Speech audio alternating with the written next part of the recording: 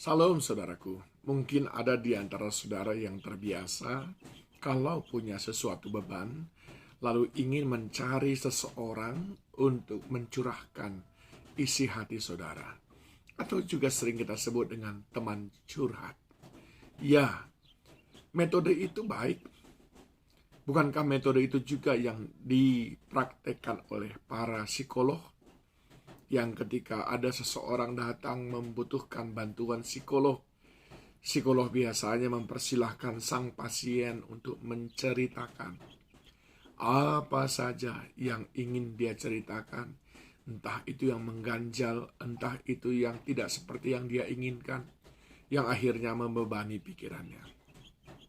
Sang psikolog rela menunggu, menantikan berjam-jam, bahkan beberapa sesi konsultasi hanya demi mendengarkan apa keluhan dari sang pasien.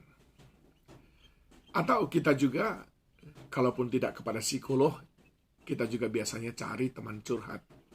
Tentu yang bisa kita percaya.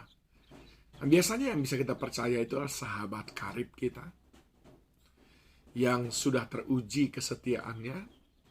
Mungkin dari sejak kecil kita sudah bersama-sama dan saling mengenal. Atau yang kedua adalah barangkali orang tua kita, atau suami atau istri kita. Orang-orang inilah yang biasanya tempat kita curhat. Dan kalaupun orang-orang ini belum bisa memberikan jawaban, kita sering mencari hamba Tuhan. Lalu kita sebut, saya mau konseling. Nah, saudaraku yang dikasihi Tuhan, Daud pernah mengalami hal yang berat dalam hidupnya. Dia dikejar-kejar oleh Saul dan dia bersembunyi di dalam gua Adulam. Dan saudaraku yang dikasihi Tuhan, di dalam persembunyiannya Daud berkata begini, ayat yang kedua dan ketiga serta keempat. Dengan nyaring aku berseru-seru kepada Tuhan, dengan nyaring aku memohon kepada Tuhan. Aku mencurahkan keluhanku ke hadapannya. Kesesakanku kuberitahukan kepada hadapannya. Ketika semangatku lemah lesu di dalam diriku, Engkaulah yang mengetahui jalanku. Di jalan yang harus kutempuh, dengan sembunyi mereka memasang jerat terhadap aku. Nah, saudaraku yang dikasihi Tuhan, di dalam pelarian dan persembunyian, tentu saja Daud tidak punya seseorang untuk bisa dijadikannya curhat. Tempat dia menumpahkan seluruh isi hatinya. Tapi bukankah di dalam kitab Yesaya juga dijelaskan bahwa dia adalah penasehat ajaib. Tuhan Allah kita adalah penasehat ajaib. Oleh sebab itu, maka tindakan dan keputusan Daud untuk mencurahkan isi hati kepada Tuhan adalah sebuah tindakan yang tepat. Karena dia adalah penasehat ajaib. Yang kedua, tindakan Daud untuk mencurahkan isi hatinya kepada Tuhan juga adalah tindakan yang tepat. Karena ayat yang keempat dikatakan, Engkaulah yang mengetahui jalanku. Di jalan yang harus kutempuh. Daud berkata, Tuhan itu adalah Maha Tahu. Sehingga segala sesuatu yang tidak aku mengerti, segala perkara yang tak dapat ku mengerti, tapi Tuhan mengerti. Manusia belum tentu mengerti, tapi Tuhan mengerti. Dan Tuhan bukan cuma mengerti, Tuhan juga sang pemberi jalan keluar. Daud datang berkonsultasi, mencurahkan isi hati kepada Tuhan.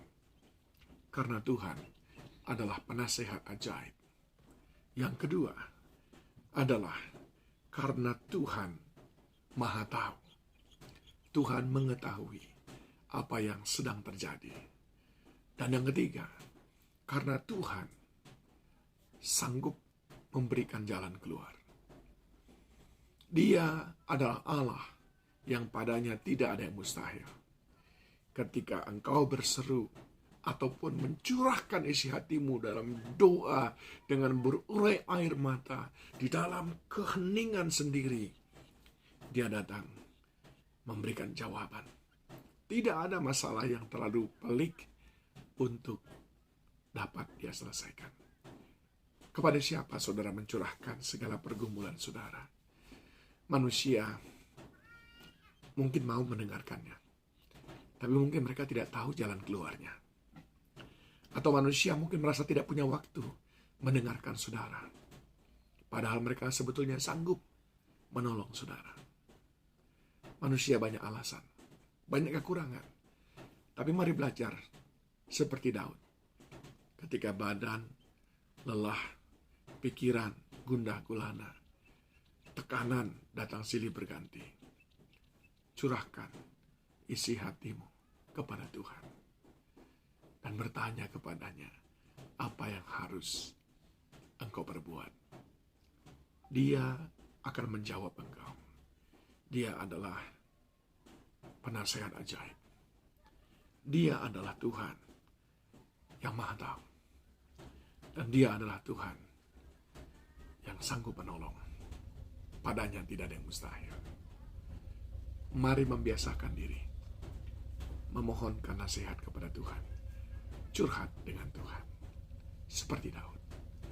Tuhan Yesus memberkati saudara.